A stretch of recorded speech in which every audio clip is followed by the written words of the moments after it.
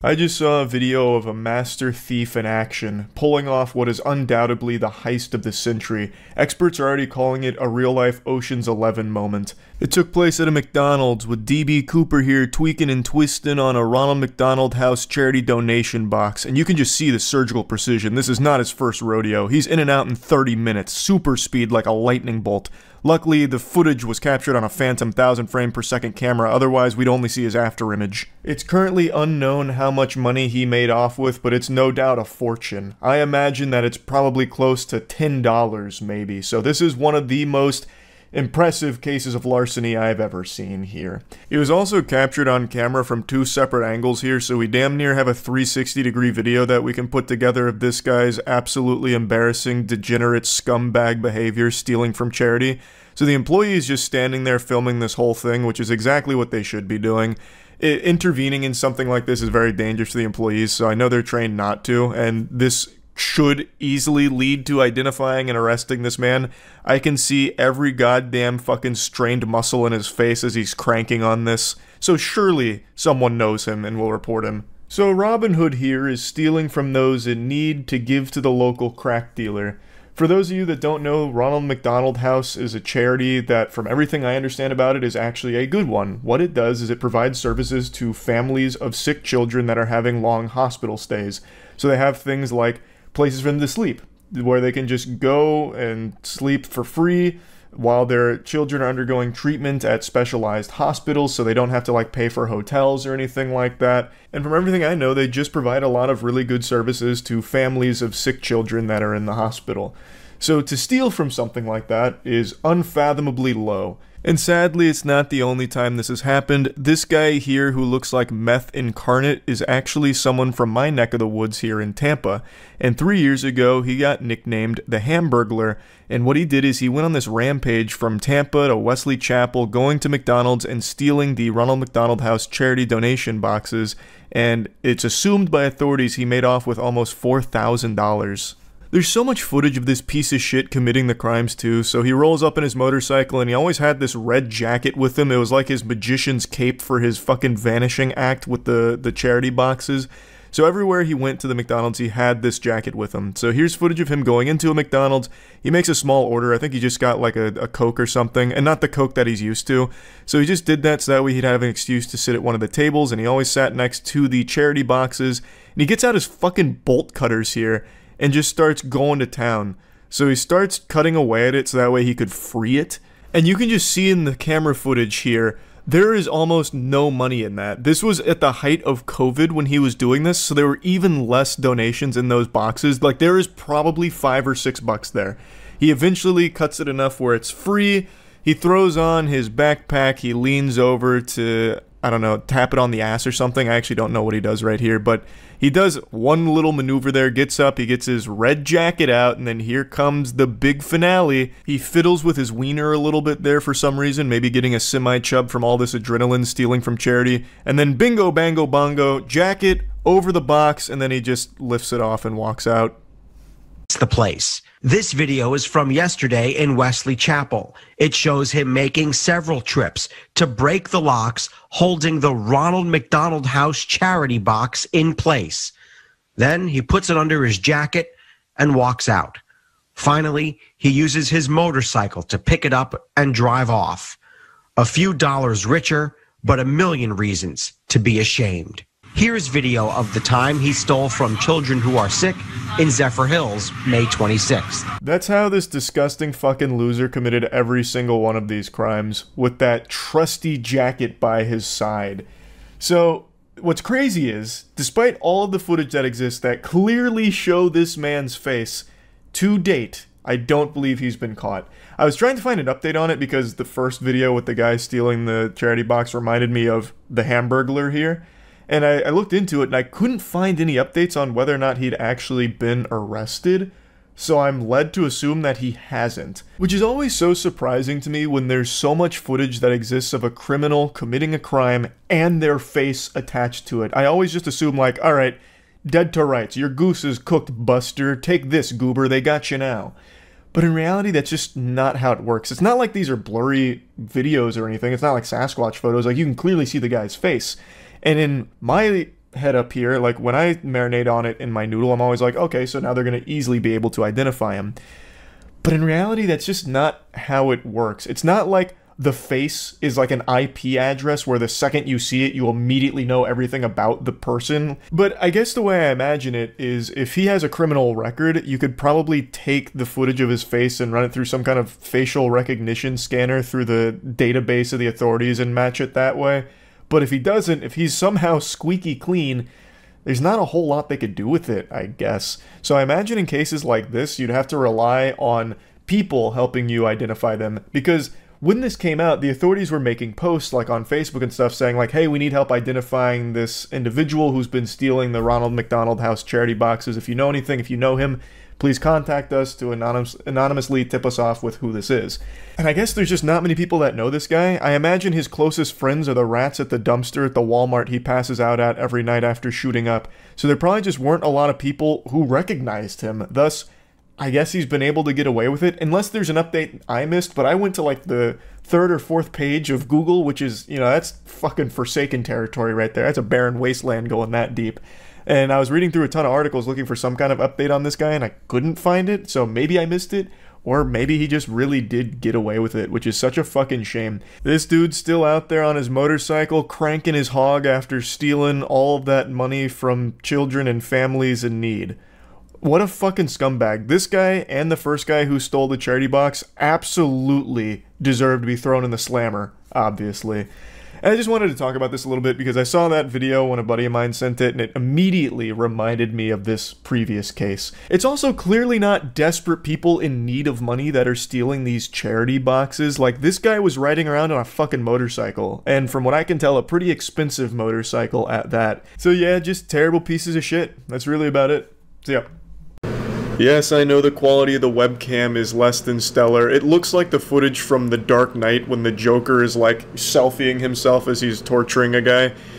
I know it doesn't look great. It's highly pixelated, looking like PlayStation 1 graphics, Charles here, but it is what it is. It's the only webcam that I have, and I really want to talk about something since I can't sleep, which has become all too common. It's extremely late right now. It's 3 a.m. I gotta get up at 7 a.m. and I didn't sleep last night and I'm not sleeping tonight. Insomnia is absolutely beating my cheeks in and it's making me mad. But the only thing that makes me more upset than not being able to sleep is porch pirates. And that's what we're here to talk about. Since I was tossing and turning, having nothing but the most inopportune moments for deep existential thoughts, which kept me awake, I decided I'd go on the cyberspace to see if there's any kind of lullabies that could put me to sleep. You know, maybe Jigglypuff could sing me a song or something. But instead, all I found were 2 very peculiar cases of porch pirates stealing some packages that I just think are really interesting, so let's talk about them.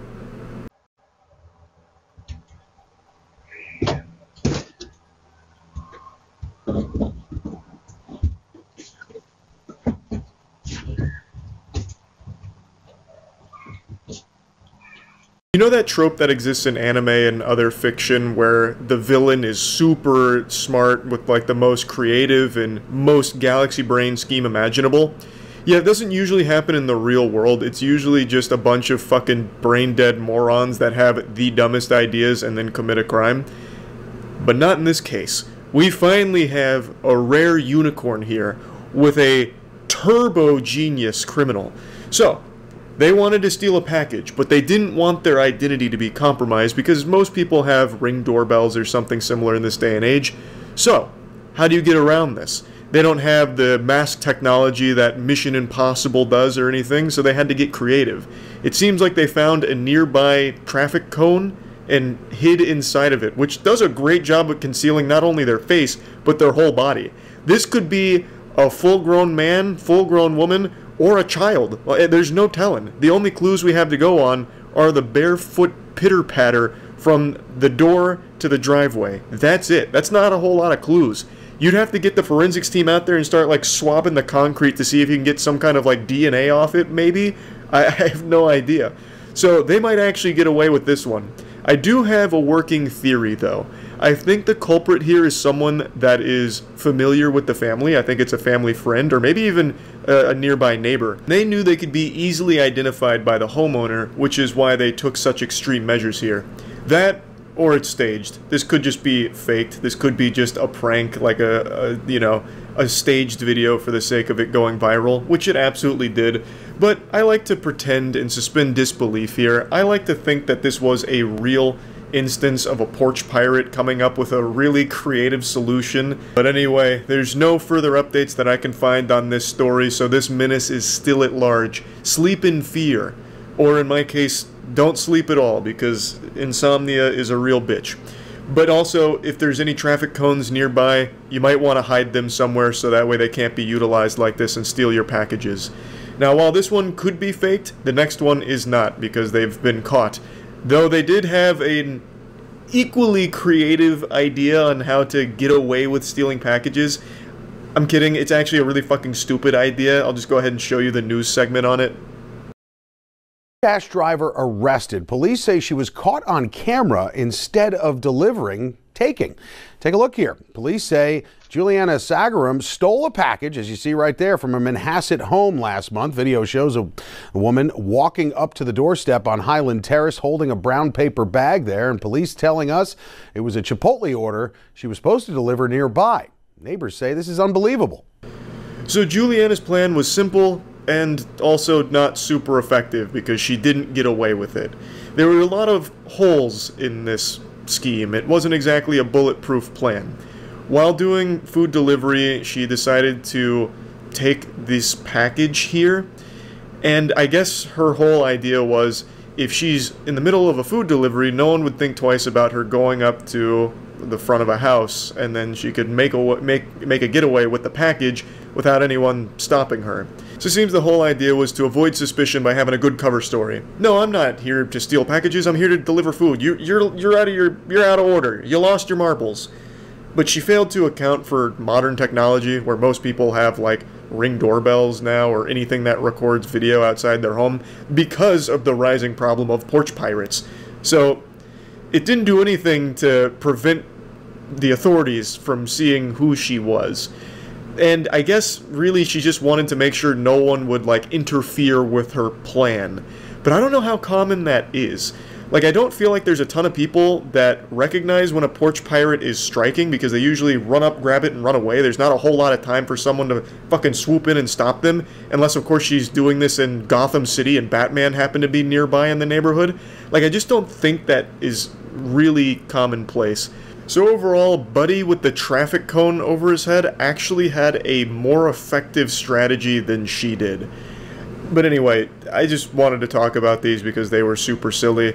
They both came up with pretty creative plans on how to be a scumbag, and one of them so far has got away with it. The other one is at least facing charges, so that's good that she's, you know, been caught. And I guess we'll see if the traffic cone supervillain pops out of hiding at some point again in the future. But anyway, that's about it. So yeah. You know that wild feeling where you take notice of something and then you start seeing it everywhere soon after? For example, you're driving around on the road and your little peepers catch a glimpse of a unique blue car and you're like, man, that's a really interesting color for a car. I don't see that very often anymore. And then you'll drive like a block up the road and then all of a sudden there's like 8 blue cars that come out of nowhere, it seems, and it's like, damn, now I'm trapped in an alternate dimension where there's only blue cars. How did this happen? I just saw one for the first time in a long time a block ago. There's actually a word for that. It's called the frequency illusion, or the Bader-Meinhof phenomenon. I think that's how you pronounce it. I may have absolutely butchered it. I couldn't tell you. But basically what it is a cognitive bias where when you notice something for the first time, you start to notice it a lot thereafter. It kind of just puts that in your noodle and you become more perceptive and aware of it, and it makes it seem like all of a sudden it's more common than it is. I can still remember the first time I remember this happening to me. I was playing Grand Theft Auto Vice City and I saw a really rare vehicle that I don't think I'd ever seen before, so I did everything in my power to acquire it, and I finally do through blood, sweat, tears, elbow grease, and my little child brain was blown by how cool I felt with this new vehicle. And then as I'm driving away, there's like 8 more of those bitches driving in the opposite direction, and I was stunned. Now, maybe it was a game mechanic I never even bothered to check, but I think more likely than not, it was just an example of this frequency illusion. Point is, the reason I'm mentioning this, I just made a video covering that forklift ATM heist from like 2 days ago, and now all of a sudden I've been inundated with stories that are popping up about like heavy machinery robberies, and I feel like this just has to be another example of the frequency illusion, because there's no way that this is a very common crime. There is no way that there's some kind of mind plague that's infecting people's brains, making them believe that stealing excavators, forklifts, front-end loaders, garbage trucks in order to commit crimes with them is a good idea that will somehow work. Like, there's just no way that it's that common. It has to be, I'm more perceptive of it now. But to argue against myself, I don't think there ever would have been a time where my eyes would just glaze past a headline that talks about a guy stealing a front-end loader and stealing motorcycles with a fucking front-end loader. Like, I feel like I would have always been aware of that. So maybe this is just becoming like the new crime meta. Just stealing, like, machinery you'd find at some kind of mining operation and using that to commit crime across the city with. I don't know. But this shit is wacky. Let me go ahead and show you this front-end loader robbery and subsequent low-speed pursuit. This is actually some wild work out of GTA right now. I feel like you could have accomplished the same thing with just a brick. Like, I don't even think you needed to steal the front-end loader, to be honest. Like, it was probably a lot more difficult to find this vehicle than it would be to just find, like, a big rock. Oh, wait. I see. Now I see what the plan was. Wait, this guy's galaxy brain.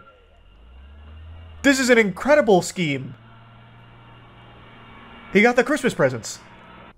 I mean, he's kind of busting up the bikes on the way home here. He's not doing a great job of securing the package. Put it down, mate. He is not stopping. He is not stopping. I was legitimately stunned by the depth of this plan having more layers to it than just take big vehicle, crash into building, and then go in and take the goodies and call it a night. This guy pre-planned this for what I imagine must have been months. He not only found a front-end loader that was prime for the pickin', but then he also went into the building with ratchet straps, I guess, and put them together as if it was like fucking grapes on a vine, and then had the perfect attachment for the front-end loader, the hook, in order to actually carry away the bikes on it. Like, there was a lot more than I would have expected here. Like, Jesus Christ, I was half expecting the front-end loader to turn into a goddamn Decepticon committing the crime. This was a shocking revelation. And, of course, the subsequent chase afterwards is where everything went tits up. He clearly only planned the first part and not the second part. I don't know how he thought he could make some kind of inconspicuous getaway with a fucking rogue front-end loader with two motorbikes dangling off of it like truck nuts. Like, there was no world where that wouldn't tip off the authorities.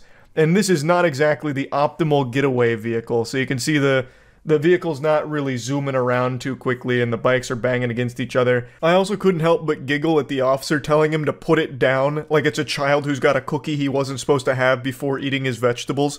Like, brother, this man stole a front-end loader. You think he's just going to give up that easily? No. He is committed to this for the long haul. Okay, he's run over the bikes. Everybody stay well clear of this tractor. Oh, he already dropped them, but oh boy. Oh boy. This vehicle's not fast enough for this kind of engagement. And he shed the entire front battering ram. Oh god. I don't know how he gets out of this one. Unless his friend stole a helicopter and then gets like a giant magnet to airlift him out. I don't think there's any way he actually gets out of this situation though. Oh! Oh! He's ripping some gnarly maneuvers. This is a very interesting chase. We left the roads and now we're in God's country. Oh my god. Wait, the officer's on the tracks too. Wait, this officer action here is about it. This man's like, it's finally my chance. I didn't think I'd ever get to do this. We're gonna need a good Samaritan to pull him over in like an equally strong front loader. Fight fire with fire. In the bush. I've got all his clothing in the creek. Oh boy. We're on foot now. He's naked. Hands in the air now! Good boy, mate, good boy! He tried to throw off the dog's scent by getting nude. But that was a pretty cool chase. That was one of the more interesting ones I've seen in a while. Should have found a skunk and got sprayed. Your brain is huge. That's such a good idea. Yeah, he could have hidden his scent if he had just subjected himself to the skunk smell.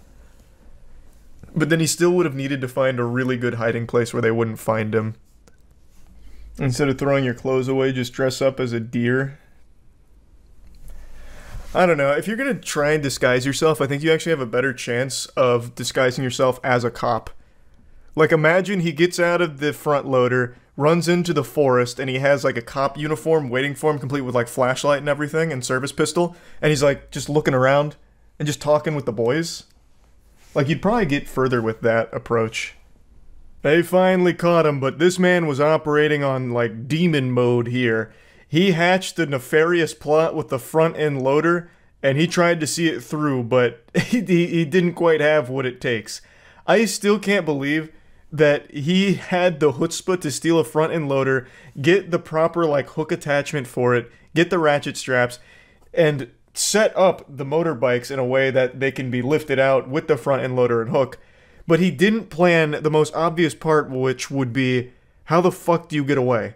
He had no plan for that. All he did was start just driving down public roads and then was, like, shocked that the cops somehow got on his tail. I don't understand. And this is, like, as I mentioned in the very beginning, this feels like it's being more common, with stealing things like excavators and forklifts and all that to commit wild crime. Like, it feels like it's being more common, but again, this could just be an example of the frequency illusion. I'm not sure yet. But anyway, it's always wild when that happens. Jinkies. It is always such an adventure to watch that. But anyway, yeah, that's really about it. So yeah. See, someone just stole $1 million in olive oil. What's the point in stealing that much in things? Because, like, in things like that, the way I asked that sounded like a child. Why would someone take something that's not theirs? But I mean, like, why would you steal that much olive oil? You can't sell it. You could never make $1 million out of your $1 million theft of olive oil. Police say another transport company with specialized trucks picked up the oil and was supposed to make a delivery. The client never received the shipment, and the theft was reported on Wednesday. Dalhousie University. Very cool footage just showing olive oil. Oil is popular for thieves because it's resellable. With cheese and what? Olive oil, well, it's a middle ground sort of product. It is expensive, but not that expensive. What? Is there like an olive oil black market I don't know about? There's what? You're telling me it's easy to resell cheese and olive oil? Who the fuck is just buying cheese out of someone's trunk? Restaurants? Well, I mean, obviously restaurants would be the main clientele, but I just don't think you'd be buying olive oil from, like, Shady Goober who's selling you olive oil out of their dad's F-150. Like, what? You'd probably just go to, like, the actual olive oil broker. There's a huge black market for oil and spices. What? Alright, I'm gonna look into this. I'm gonna get some boots on the ground here. Why? It can't be that much cheaper, right? Like, think economies of scale. You buy $1 million worth of olive oil from, I don't know, fucking Yoakum & Sons. I don't know who sells olive oil like that. But you buy it from Yoakum & Sons. Like, they're the gold standard of olive oil. You probably get a huge deal. Like, all that olive oil, you probably get a great deal on, as opposed to going to the guy that stole it, who's trying to turn that olive oil theft into, like, the exact amount it's worth. You're probably paying more from that guy than you would be just getting it from the actual source. The fakes, the frauds, the scams, how to tell if your olive oil is the real deal. The olive oil industry is rife with fraud. I think this is just, like, about brands that are faking that their olive oil is virgin or something. This is an interesting headline. The shocking truth about Italian olive oil and the mafia. If you steal it, you can rebrand it and call it homemade olive oil. The thief isn't buying the olive oil, so making any money is good, doesn't even need to be marked up. That's true, I guess. I don't know why you would buy just from, like, a dude. Like, just a guy. That could just be contaminated. Holy shit, in 2024, some thieves in Houston stole $2.5 million worth of olive oil. Is, not exactly the first thing that comes to mind when you think of large-scale theft. This is common. Houston company says slick thieves stole olive oil worth more than $2.5 million. Jason Miles is live outside the warehouse. My God, he went straight to P. Diddy's house too, I bet. Oh, the culprit, he's holding it right there. 672 bottles of olive oil make up a pallet. 290 pallets. 290 pallets. How many bottles is that? That's crazy, man. That's so crazy. Every pallet has 672 bottles. That's more than $2.5 million worth of olive oil that was likely trucked out by more than a dozen tractor trailers. And get this, I'm told the company that operated this warehouse is now out of business and conveniently did not have working surveillance cameras at the time. Oh! That is all part of the... An inside job. Wait, this was their exit strategy. We're gonna steal $2.5 million worth of premium olive oil and sell it for half the price and run our business into the ground. It's genius. At a premium around the world, partly because of a drought in Spain where so many olive trees grow. Reporting live on the east side, Jason Miles. What a fascinating market. Something of value, olive oil, can become a target too. Jason, thank you. I don't know why he said it like that, but I guess so. Wait, man. If you got some olive oil in your house, it's sitting on gold, I guess. So the most recent one is the $1 million stolen from the trucking company. That's what started us down this path. Then there's the $2.5 million one last year. Some guy asked a question on Quora. Why are thieves stealing olive oil instead of gold? Probably because it's easier to get your hands on some pallets of olive oil than it is to get your hands on fucking gold. Like, what are you gonna do, break into Fort Knox? Like, Jesus, Junior, get off the web. It's a stupid question. My question is, why olive oil over any other target? I bet at one point you've unknowingly bought stolen olive oil, and it's gonna keep me up at night knowing that. Also, you know what? Actually, I fucking doubt it. You think Publix is buying from the thieves? I don't think so. I got a lot of trust in Publix. Piggly Wiggly, maybe, but not Publix. Thanks for your subzoot. Hey, glad you're liking the soap, Zoot. Maybe at some point, but right now it's just the body soap. It's not just olive oil. Apparently someone stole 100,000 eggs, which are now considered a luxury due to bird flu. We did go over that one a little bit. See, that I can understand a little bit more. That one I do actually get to a certain extent. Egg thieves, like egg thievery, that's happened quite a bit. There was also like the 60-year-old dudes who made off with like 400 grand worth of eggs a few years ago. We talked about that on stream. So like eggs, oh, I know, we've been there, done that. Olive oil though, I don't know, just to me it doesn't sound smart. Also, it seems like stealing olive oil is a new thing. It's only been prevalent in the last 2 years. I can't find any olive oil heists, like Ocean's 11 style heists or anything, dating anything before 2024. So that was a big... Nope, never mind. Spanish police seize 74 tons of stolen olives among soaring prices. That's 2023, but that's not olive oil. That's just directly olives. It also looks like they were just transporting it in the backseat of their fucking car like a clown. I don't know if it's movies or Grand Theft Auto 5 that's rotted my brain, but when I think of bank robberies, I always picture some absolutely massive event that's thoroughly planned and it's a huge deal. Like when I hear, oh, a bank got robbed, I'm expecting the follow-up sentence to be, and then Spider-Man stopped the robbers. I've just always imagined bank robberies like it's straight out of a cartoon, you know, high-tech security, damn near impossible to pull off successfully. You know, you see like an Ocean's 11 movie, you're like, wow, no one's ever going to be able to actually rob a bank like this, huh? They've just always made it sound so fucking wild, saying things like, alright, we're going to need a 20-person team in order to pull this one off successfully, boys. The target is a 15-inch thick steel titanium concrete vault door that's protected by a retina scanner and biological deposit box for fingernail clippings, and it'll only accept it from the head honcho of the bank. You also have to sing the fast part to Eminem's Rap God, and if you fuck up a single lyric, the alarm sounds and the FBI is swarming within 30 seconds. It's also protected by a moat with 45 crocodiles inside and 24/7 security, and they're all ex-Navy SEALs. We're gonna have to be in and out within 5 seconds. The job is simple. You know, like, and my tiny reptile brain hears all this and I'm like, wow. Well, no one's ever going to be able to actually rob a bank, huh? For some reason, I've just been under the assumption that banks in the real world have similar security protocol. Obviously, not with like all the sci-fi security protocols like infrared laser beams everywhere that you have to dodge.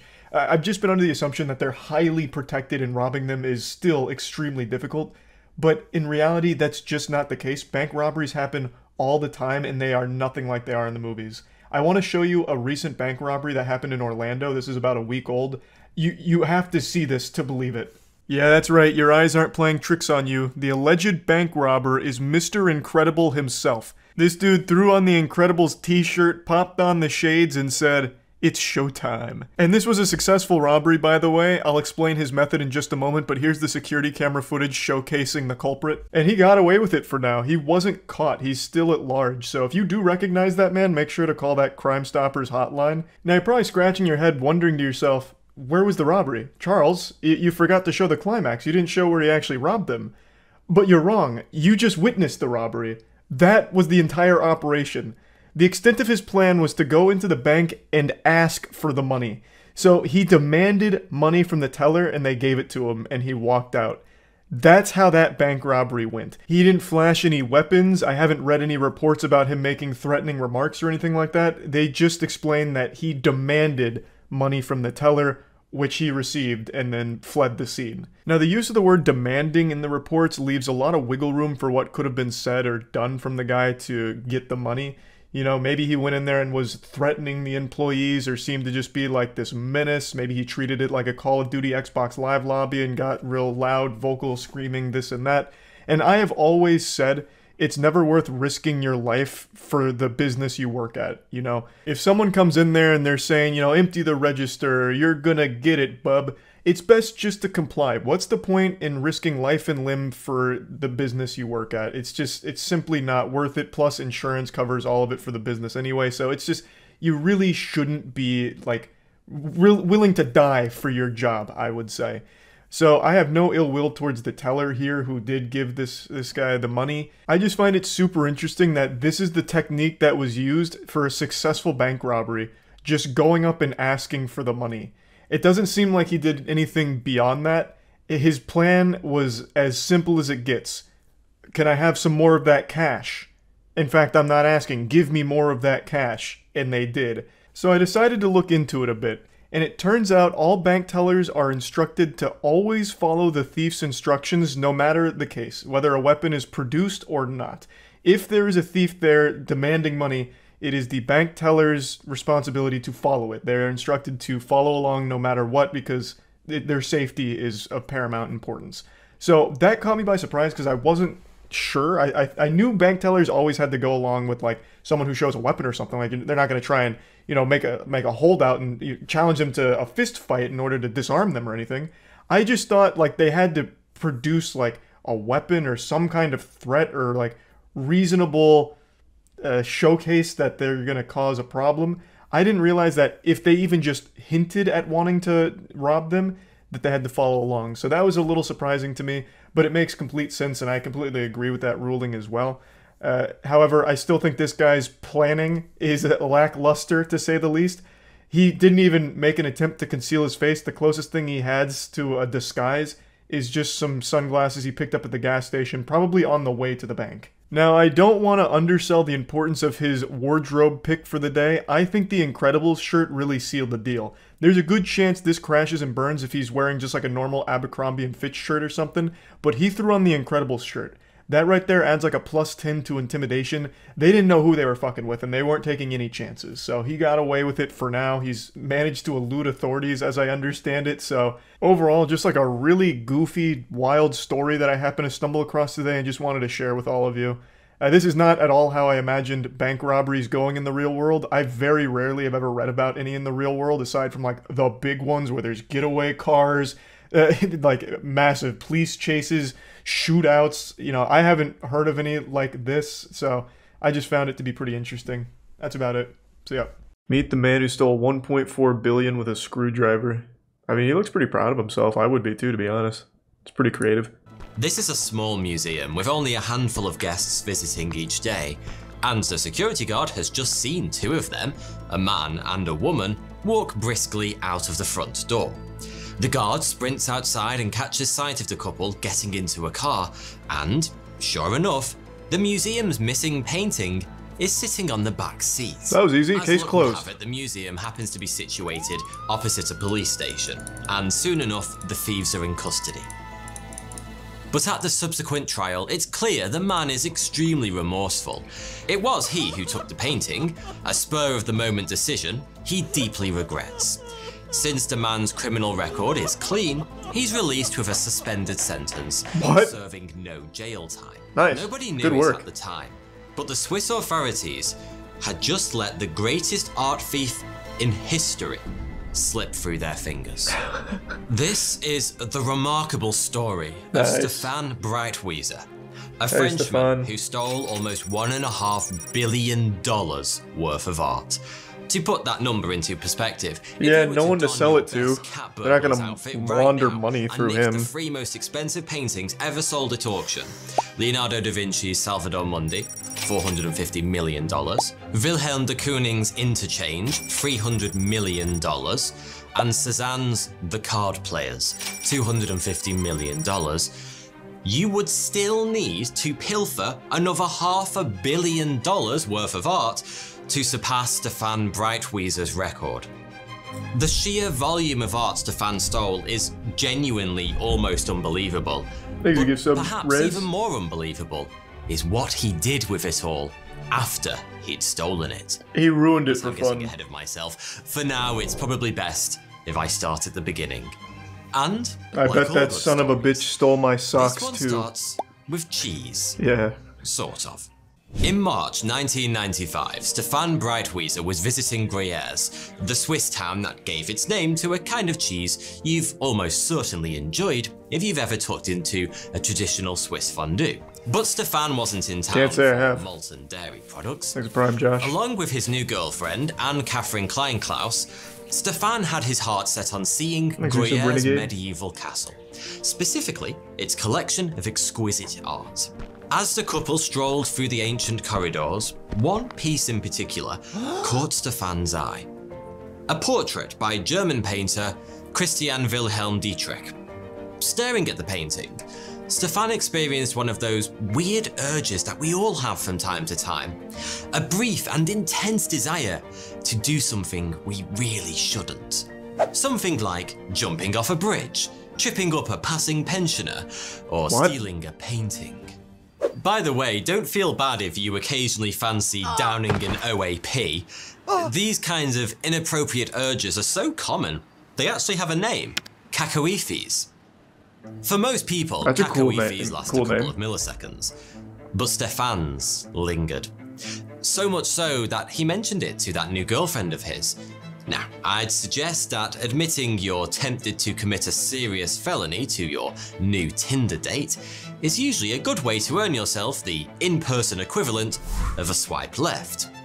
But, to Stefan's surprise, his new girlfriend was all for it. The castle was basically deserted.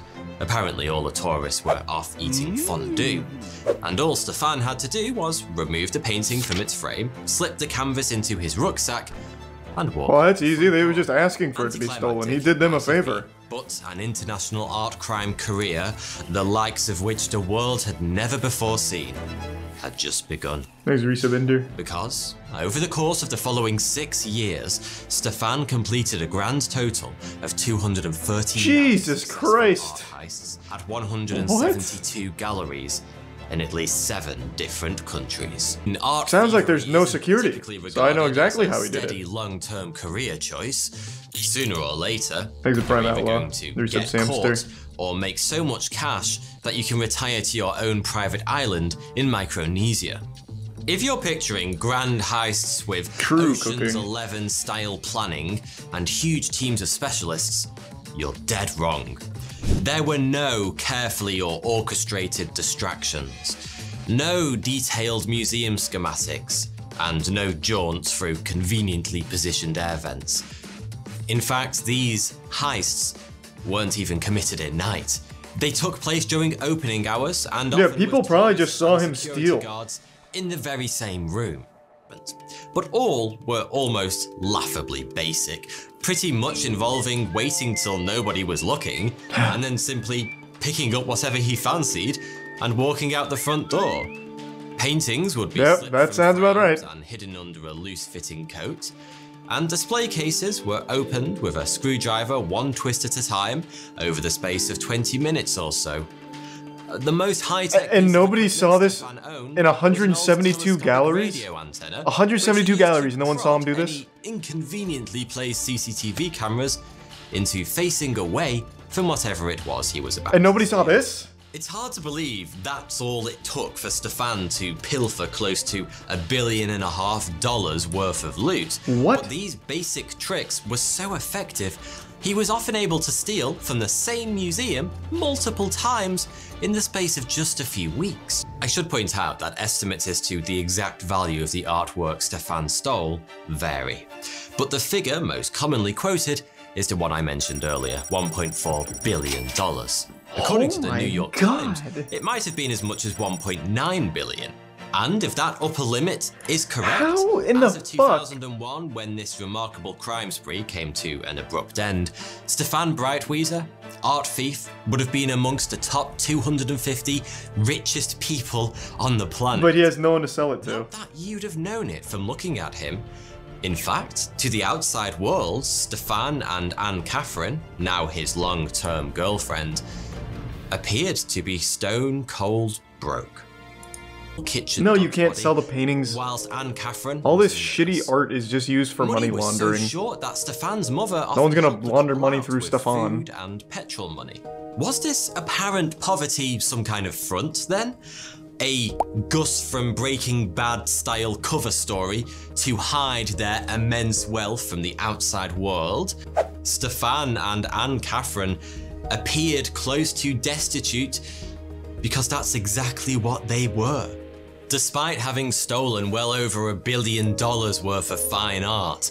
How did they not catch him by seeing who pushed the camera? That's what I want to know. And not because they'd blown their riches on boats and hoes either. Despite having taken enormous risks to steal hundreds of treasures of almost unimaginable value, Stefan Breitwieser never sold a single one of them. Not one. And the reason why is kind of hilarious. Stefan didn't become the world's greatest art thief to get rich quick. He did so because he loved art. Instead of selling the pieces he stole, he kept them in the apartment he shared with Anne Catherine, simply to have the pleasure of owning and admiring them. Just print it out on Google. In question was in the attic of Stefan's mother's house in the what the fuck is the point? France. The couple were so poor they couldn't afford to rent. But selling a world-famous piece of art is impossible. A seriously tricky business. Yeah, no, it's not gonna happen. You can't just set up an eBay listing and watch the £1 million bids roll in. The market for this kind of thing is tiny, and in order to access that, you're probably going to need to make friends with some very dangerous people to help you get the word out. But since Stefan never put a single piece of art up for sale, he remained essentially invisible to the police. If they didn't catch him in the act of stealing, they weren't going to catch him in the act of pushing a camera away while on camera. Unusual that the police had basically no idea who or what they were dealing with. Their best guess was that some kind of highly professional international cartel was behind the crimes. Far more embarrassing. In reality, they were utterly stumped. Stefan simply couldn't stop, and it was only a matter of time before something went wrong. Someone opened their eyes. The item that eventually ended his reign of art-based terror was, of all things, a bugle. At the start of this video, I mentioned that Stefan had been caught stealing a painting in Lucerne back in 1997. He'd gotten away with little more than a slap on the wrist at the time, but during the process of being booked, he'd had his fingerprints taken. From that moment on, he'd been careful to wear gloves during his thefts, to ensure he never left behind any prints that could be matched to his earlier arrest. Oh, and by the way, just to make things even spicier, this bugle happened to be located in the Richard Wagner Museum in, of all places, Lucerne, the very same city he'd been caught the first time. Stefan! I told you this man had balls of legend. So it was decided that Anne Catherine should be the one to erase the prints. Jesus Christ. But this was a risky job, and Stefan decided to travel with her for a bit of moral support. As This Anne guy's Catherine entered outrageously the museum, dumb, it's Stefan crazy. took a walk around the grounds to distract himself from worrying. Unfortunately for him, he was recognized by a man who'd seen him at the museum on the day of the theft. The police were called, and Stefan soon found himself being arrested for a second time. To begin with, he wasn't unduly concerned. After all, he'd been caught before and gotten away with it. All he had to do was convince the police he was a remorseful first offender. And at first, that little ruse seemed to be effective. But then, something changed. The officers holding Stefan stopped engaging with him, and the sympathy his remorseful idiot routine had earned him evaporated overnight. Stefan started to fear the worst, and with good reason. Someone in the department had uncovered the report from the previous theft in Lucerne. And as a result, the police were no longer viewing him as an opportunist who'd snapped the bugle on impulse, but as a potential serial The dumbest thief of all A time. few weeks after the arrest, Swiss police secured an international search warrant, allowing them to enter Stefan's attic apartment in Mulhouse.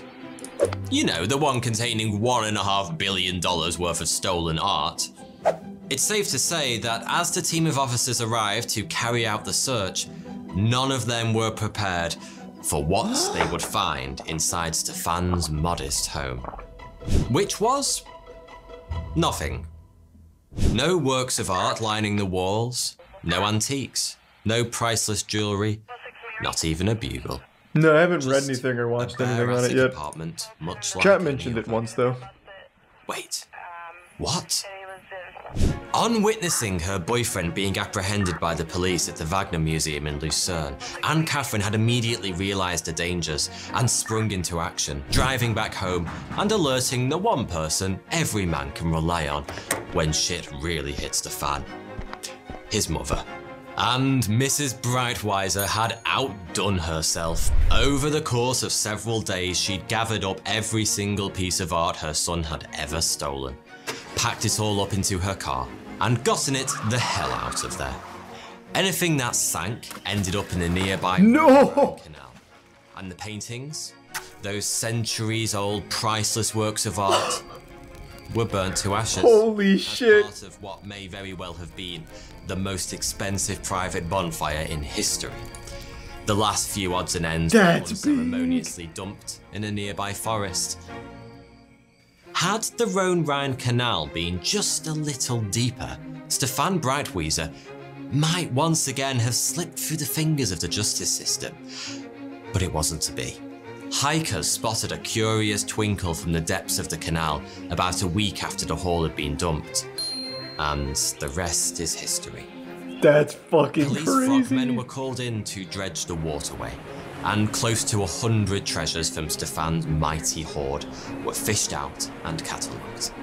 Of course, at this point, the authorities had no idea how all that stuff had actually ended up in the canal. But one of the officers holding Stefan in Switzerland got wind of the find, and on a whim, decided to see if he could link the treasures to his bugle thief. After all, they'd been found not too far from his home city. During an interrogation, the officers showed Stefan a picture of one of the artifacts recovered from the canal. Stefan had no idea what his mother had been up to since his arrest. And so, on seeing an image of one of his most prized possessions in the hands of the police, he reached the obvious conclusion: they'd searched his apartment and found his hoard. The game was up. Stefan promptly confessed to having stolen the piece, matter-of-factly explaining when and where he'd taken it. The officer was absolutely delighted. Well, I He'd imagine figured he this would whole be. That's idea big. was a long shot, but he'd hit the jackpot first time. Stefan was shown image after image of rare and expensive artwork stolen from all around Europe, and he confessed to having stolen every single piece. Never in their wildest dreams had the Swiss police thought that this one man could have possibly taken everything they dredged out of the canal. Well, why are they believing him? He could be covering for the other people. And yet, quite clearly, he had. So, what punishment does a man receive for stealing over $1 billion worth of art? Hands chopped off at the wrists, tongue drawn and quartered, guillotine to the face? No. Just 3 years in prison. What? Stefan only served a little over 2 of those. His mother, for her part in disposing of the art, served just 18 months. And Catherine, hinting that she too had been gifted with a fairly weighty set of metaphorical balls, denied having any involvement in the thefts whatsoever. In fact, she claimed to have had no idea Stefan was even an art thief. The court probably wouldn't have bought it, but it seems Stefan was happy to take the bullet for his girlfriend, because he confirmed every word that came out of her mouth. Anne Catherine was sentenced to 6 months for receiving stolen goods, but she only spent a single night behind bars. Oh my god. It doesn't end quite there either, because it turns out prison did absolutely nothing to reform Stefan Breitwieser. In 2011, police found more than 30 works of art stashed in his house. Stolen, naturally. Just sell it, Stefan. Over 3 years behind bars. Jesus. And in 2019, he was arrested once again for trying to sell a paperweight stolen from a museum in San Luis on eBay. Thank you, at least you tried to sell it this time. Sloppy. But hey, sloppy or not, Stefan Breitwieser remains quite possibly the greatest art thief to have ever. No, he's more the dumbest thief to ever exist, I would say. Do you really? He just chose the right target. Like, he's perhaps one of the dumbest thieves I've ever heard of. He just went to the right places. All he did was take the fucking art off of the wall when no one was looking at him. That's like something you do as a child when you take a cookie out of the jar when your mom leaves the room. No one else thought of it like he did? Yeah, because it's so stupid. But I guess, to be fair, if you've ever been to an art museum, I've only been to one actual one. I went to the Salvador Dali Museum when I was a kid. There's no security. There is only cameras. And his strategy was just push the camera. And I guess they just never checked the cameras to see if it got pushed. So I guess just by pushing it and then waiting, you could just take anything from any art museum ever. Steal a painting. I kind of want to now. It seems like it's no punishment. That was pretty interesting. Probably not in America. Well, true, yeah, probably not in America. You can go to jail for like 10 years if you steal something that costs $500 from like a gas station. He would love NFTs. Yeah, he's still like trapped in this archaic way of stealing art. He really should just steal NFTs at this point. It'd save him a lot of trouble. And there's no consequence. Godslap NFT win. Unironically, a great fucking idea. Just called Godslap an NFT. And then you get those fucking dumb brainwashed idiots that praise things like the Red Ape family and just spend millions on it for no reason just because it says it's an NFT. So I'll just put like every issue as an NFT or something and let them fucking toss money at me for no reason. Oh yeah, there's plenty of NFTs that use me. And every streamer ever on Twitch, no matter how big or small, they have an NFT right now that they haven't sanctioned. It's just everyone's trying everything to make as much money as possible through NFTs from these fucking dumb idiots. People just keep making the worst ones. One of those big ape-themed ones just disappeared from the internet with almost 3 mil. Which one? Oh, alright. I think I'm gonna call it a night. I'm getting tired. The new Jubilee video. That channel sucks now. I used to love Jubilee like 2 years ago. Now it's just always the same kind of video. It's not very interesting. Which one did you want me to see? 6 theater kids versus a fake. The rich versus poor. Is the economy rigged? This is what I want to watch. As a real estate guy, I can make millions of dollars and use the exact same tax loopholes that a Donald Trump would use and pay effectively no tax. And does that make me a bad guy, or did I just study the tax code? It makes you a bad guy, yeah. Get fucked, idiot. So why do you want me to watch this? This seems really boring. Thanks for 2 good subs, Matthew. Step forward if you agree. You're telling me this guy's poor? There's no fucking way. This is an actor right here. This guy is definitely not poor. Look at that. This guy's looking nice. He kind of looks like Pedro Pascal. 14 guys. Why do people still want me to watch Jubilee? It's not fun. Shit's trash. Just actual garbage. Man, why are you such a douchebag? Because I didn't want to watch the political video you kept spamming? Sorry, others are interested in actual intellectual content. Yeah, man, I'm sure these high schoolers are gonna discuss this on a really intellectual level. I'm sure that'll be pretty insightful. When you hit puberty twice. Was that a meme?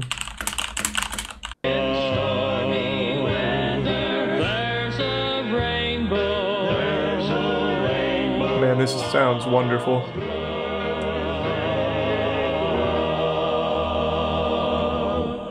There's a rainbow. They got a demon up there.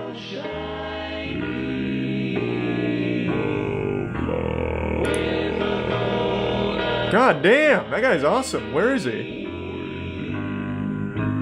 Is this guy?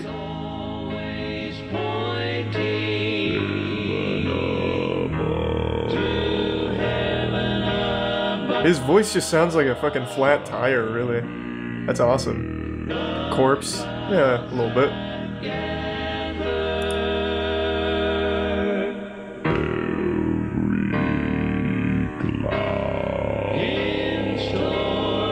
That man's absolutely a demon.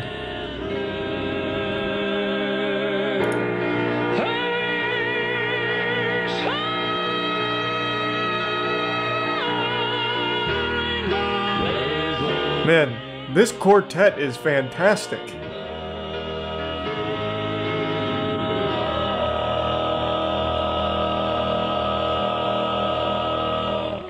Oh, it's this guy again, but older.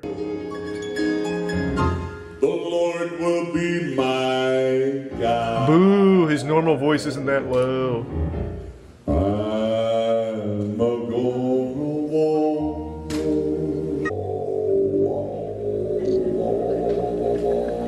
That's cool. That guy seems nice. GDF official. Thanks to resub FedEx. Alright. Is this just your channel? What is this? These are just TikToks. But, well, I mean, we're here anyway. Let's go. What's up, guys? Today I'm eating birria tacos. Ever heard of them? Well, maybe you have, but I bet you've never heard of the first 9/11. After being elected president of Chile on September 4th, 1970, Salvador Allende was a dead man. U.S. President Richard Nixon and his national security advisor Henry Kissinger immediately began staging their coup. On September 11th, 1973, their wish was granted. Tanks fired while they rolled down the boulevards toward the presidential palace as fighter jets blew up government buildings. 24 rockets would be fired into the presidential palace. All of this while U.S. naval ships sat offshore and U.S. Air Force patrolled the skies, watching their plan unfold. Salvador Allende's lifeless body would be taken out of the presidential palace in a stretcher. The country was now in the hands of General Augusto Pinochet, and upon seizing control, he had over 1,000 people immediately liquidated and thrown into mass graves. Roughly 13,000 Man, what a bad guy. arrested, thrown into trucks, and imprisoned. Many would be taken to football stadiums in Santiago and put in locker rooms transformed into torture chambers. Pinochet would send his general Sergio Arellano Stark on a helicopter mission known as the Caravan of Death, where he would fly from prison to prison with his roaming death squad. Didn't Chile just get like a 35-year-old president? Thousands of these prisoners would who likes become Deftones? disappeared, where people would simply vanish without a trace. With families holding on to hope that their loved ones were still alive, they would never be seen again. By the end of it, 80,000 people would be imprisoned, and more than 3,000 perished. That was pretty insightful. Those tacos must have slapped, though. All that from a birria taco. Goddamn. Every time you see a robbery in a movie or something, it's always super impressive. They'll have like these incredibly well laid out plans, full-blown Ocean's 11 type shit where they'll have like a getaway driver, 15 aerospace engineers on standby just in case they need them. They'll have like Jimmy Neutron in the lab cook up some crazy device to break into the big vault for millions of dollars. And it just always seems like, damn, you have to be a galaxy brain, 10-digit IQ mastermind in order to be a professional criminal. But then when you watch like a heist or a robbery in the real world, it's nothing like the movies most of the time. The plans are laid out in crayon 3 seconds before executing them. They're not looking at building blueprints. They turn their brain off and just go fucking wacky. They get Insano style. So like they'll just run in there, like grab like 5 things and then just like shuffle out the door, and that's the extent of it, and then they get caught 5 minutes later. And today I saw a robbery that I think is probably one of the worst ones ever recorded. It is just, I feel bad for the guy. Like, watching him rob it is agonizing because it's so incredibly slow. This dude robbed a Little Caesars in like -5 times speed. I felt like I was watching an NFL replay while watching this man try and rob the cash register. They filmed him for over 1 minute and 30 seconds. He just sat there trying to rob them.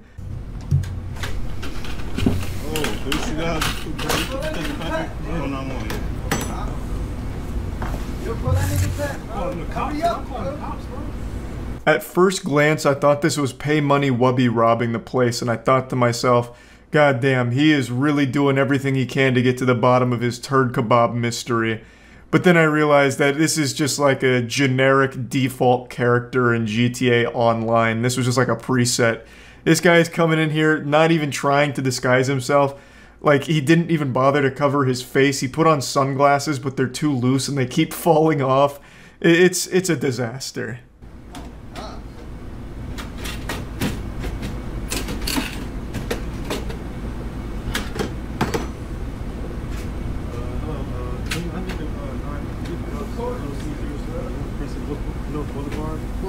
It's like Robbery ASMR. He's not talking, the employees are just kind of making fun of him.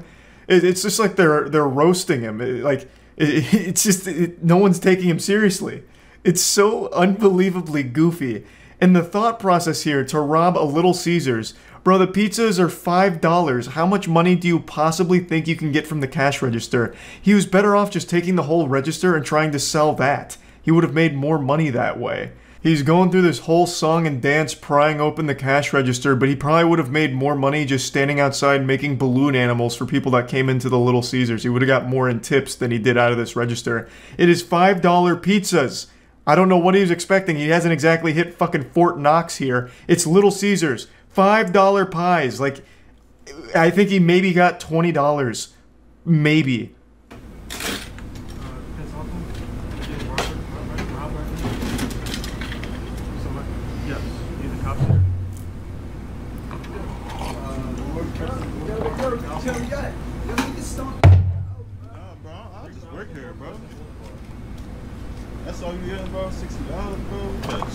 I absolutely love that response from the employees. No, I just work here. Like, I'm not gonna risk my life. I'm not gonna beat this man's ass and risk, you know, getting myself in trouble for the sake of saving $60 for Little Caesars. I don't care that much. I'm not paid to be like a fucking Little Caesars gladiator and fight for Little Caesars honor. You know, that's the right way of handling things. Just the employees like, hey, all right, you're robbing it? Okay, I'm not gonna stop you. I'll just call the police, which they do. And then they just sit here and record all of it for evidence. And this man just keeps flashing the camera with his whole goddamn face. They did the absolute perfect thing here in this situation. Take that whole shit. Let me get some.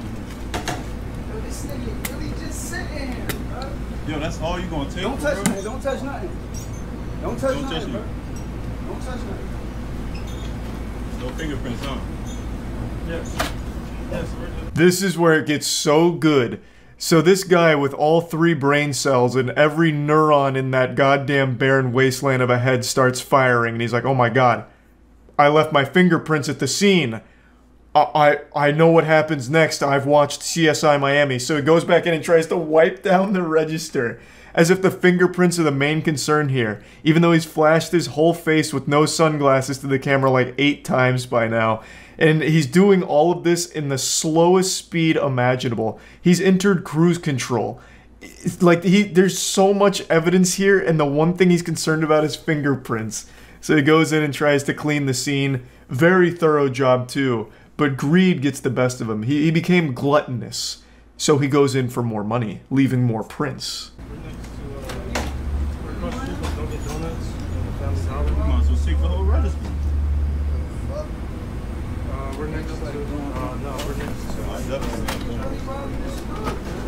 Yeah, so he grabbed an extra like $3 there and then tried to wipe down those extra prints, but kept missing the areas that his greasy paws were touching, and then just skedaddles in the slowest getaway of all time, just barely walking. He would have been faster if he crawled away.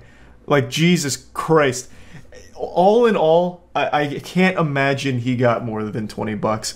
The guy in the video said 60, but I don't believe that. There's no way he pulled $60 out of that fucking register. All in all, he spent like a minute and a half emptying a register, struggling the entire way, looking super stupid just to walk away with less money than the register costs for repairs, and risking jail time. If he had spent this long just collecting quarters from a wishing well, he would have made more money.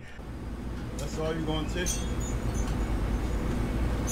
No, bro, you don't work here, bro. Don't get into nothing, bro. They ain't Don't worth touch it. nothing. They ain't Don't worth it. Yo, the store is shut down. The store is shut down, bro. Yo. I've never seen a robbery where at the end of it, everyone's laughing at the robber. Like, what? How shameful. How truly awful. The most miserable and slowest robbery ever recorded here. It's like a PSA. You know those like over-the-top PSAs where it's like, you don't want to smoke a cigarette because you'll explode. And they just have like these crazy exaggerated cigarette smoking things. That's what happened here with this robbery. This is how, watch out kids, you don't want to rob. Look at how hard it is. And he's like fucking struggling with it for 2 minutes. Oh my god. There's no follow-up. I don't know if he got arrested. There probably won't be a follow-up since it's like a petty crime, but I'm sure he didn't get away for long. He was probably arrested in the parking lot because he probably just sat there. I don't even think he even bothered to like get away. But you could also see that the customer that had come in while the guy was still robbing them was really contemplating if it was worth beating this guy's ass. He could have easily snapped him in half, I think, and then he even like, you know, wandered out the door a bit to contemplate further, but the employees are like, bro, it's really not worth it. And it wasn't, you know, he didn't need to beat his ass. This was far more embarrassing than any ass beating could have been. So hopefully that customer also did get like some pizza or something, and they all just laughed about it. What a remarkably embarrassing robbery, and I just wanted to share this today because it put a smile on my face, so yeah, that's about it. So yeah. I recently watched a video from a channel called Crime0, which put together this beautiful piece on one of the most interesting criminals I've ever heard of. It just seems like something more out of a cartoon than reality, like the real-world Dirty Dan here. I'll quickly hit you with a 30-second Shark Tank pitch to get you interested and tell you why you should care. Basically, an Army veteran uses his skills to target McDonald's locations for robbery, and his specialty was busting in through the rooftop. So he would bring tools, cut through the roof, and drop in like an angel on the employees. And he had the manners of an angel too. He'd let them get their coats. They all said that he was really nice, and asked them to just wait in like the ice locker, the freezer. And he'd rob them and leave. And he did this for quite some time before being apprehended. Spoilers, he gets caught. But he doesn't spend too long in jail because he hatched a galaxy brain scheme to break out, which he executed flawlessly, becoming the first prisoner at that facility to ever break out successfully. And he turns back to a life of crime, but no longer going to the Ronald McDonald Playhouse of Pain. Instead, he transitions to living in a Toys R Us and gradually stealing their toys. So what he does is he lives at a Toys R Us by living behind a bike rack. He carves out his own little like hidden man cave in the walls. I won't spoil how it all ends or anything like that, but I just wanted to get like the cliff notes out here because I just find it so wild. I'll put a link to the original video in the description, of course, so you can watch the entire thing, but I'll show you some clips from when we watched it. Alright, let's start with, let's see Roofman. This sounds kind of interesting.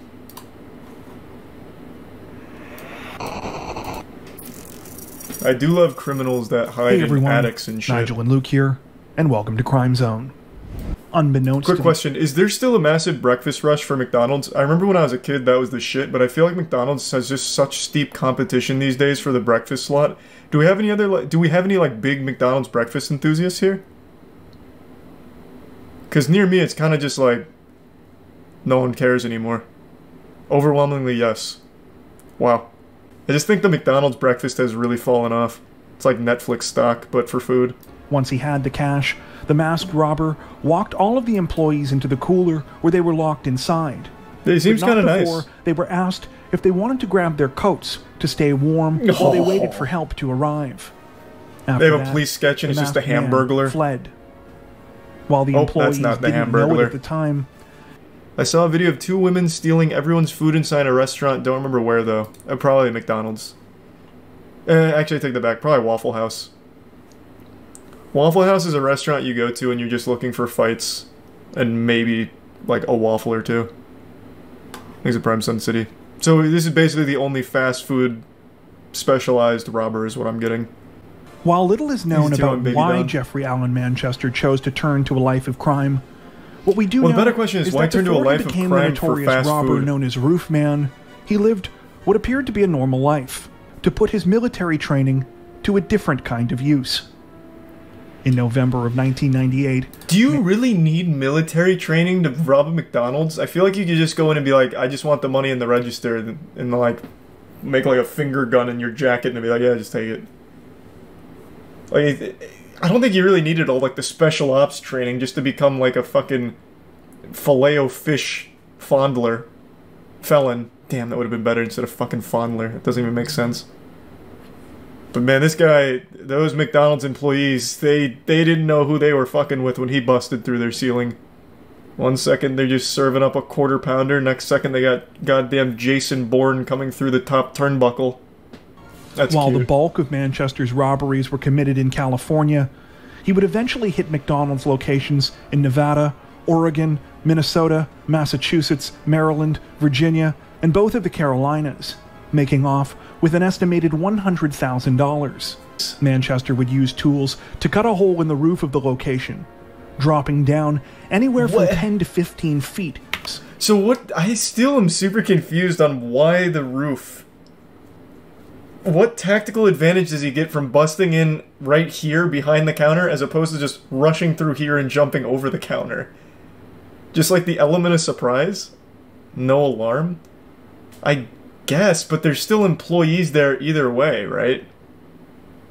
Because like they said, he was always really nice to the employees and telling them to get to the back and shit, so there's still people there.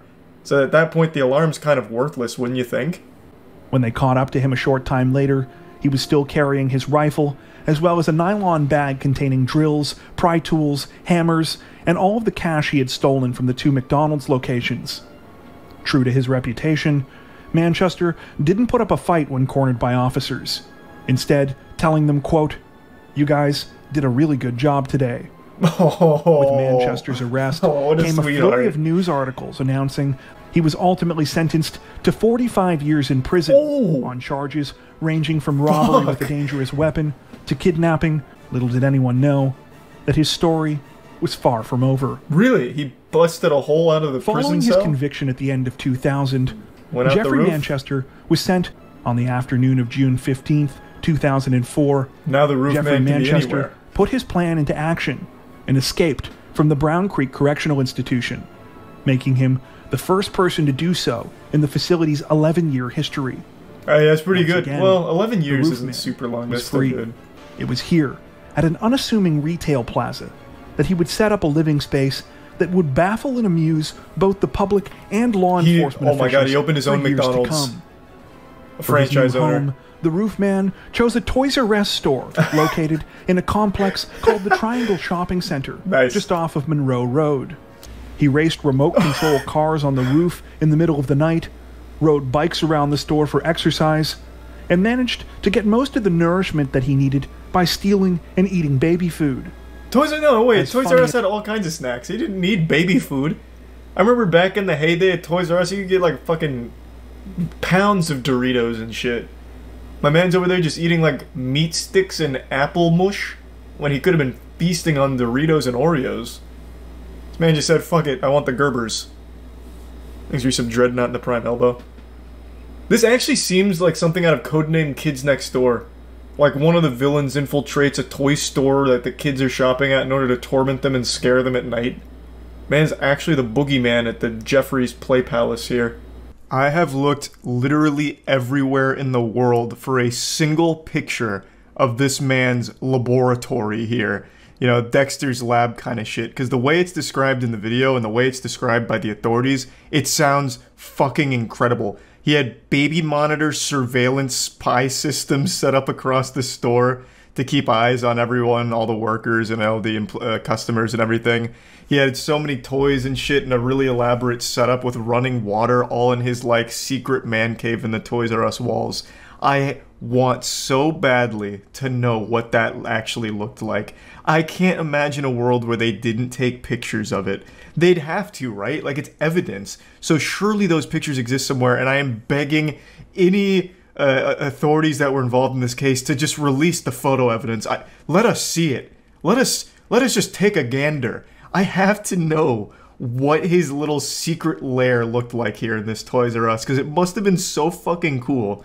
Or maybe it's overhyped and it was actually just like a really small like coffin of a couple of toys that he'd stay at. Who knows? But it just sounds so impressive, and I would love to know what it looks like, but unfortunately I can't find a single picture of it anywhere. I can't even find like a single like artistic interpretation of it from anyone from the scene. Nothing. But I know those pictures have to have existed, so I hope someday they surface. And when the holiday season rolled around, no one donated more to the congregation's toy drive than he did. Of course, these toys were actually all stolen from the store where the roof man was hiding out. Who's gonna miss the toys though, huh? It was during this time that he realized he could tunnel directly through the store's wall into the adjacent unit, which just so happened to be an abandoned Circuit City. This time, maybe this guy's responsible for Toys R Us and Circuit City going under. After they found out that this man was living in their walls for, it's been almost a year, I think now. They just got so fucking paranoid that the business started sinking. God damn. What a cool setup though. That is like the most early 2000s shit imaginable. Like, that is your early 2000s shopping starting kit. Toys R Us, Circuit City, and Radio Shack. The only thing he's missing is a Blockbuster. Then he tunnels underground and goes right to Blockbuster or some shit. He also added more baby monitors to add to his makeshift surveillance system, and even installed a smoke detector and piped in water from the Toys R Us next door. Wait, how would nobody ever hear that? He piped in his own water line? How would he be able to successfully do that? It's not like, it's not the hardest thing in the world to do that, I guess, if you tee off of an already existing line, but still, I feel like you'd absolutely hear that, because you have to like drill into the walls and shit, and you have to tee off that pipe. That's kind of crazy. Yeah, I mean, I guess just doing it like in the dead of night without anyone being around, you'd probably never notice. In order to continue to travel between the Toys R Us and the Circuit City as he pleased, Manchester left the tunnel between the two units intact. I bet so many kids saw him behind the bike rack and just got scared and didn't say anything. In with the walls on both sides. On December 26th, he decided it was time to pull off the big robbery that he had been planning. Unfortunately for the roof man, when he tried to pull off the crime, things did not go according to plan. Similar to the 2000 robbery in Belmont, when he held up the Toys R Us, employees were able to contact police sooner than he anticipated.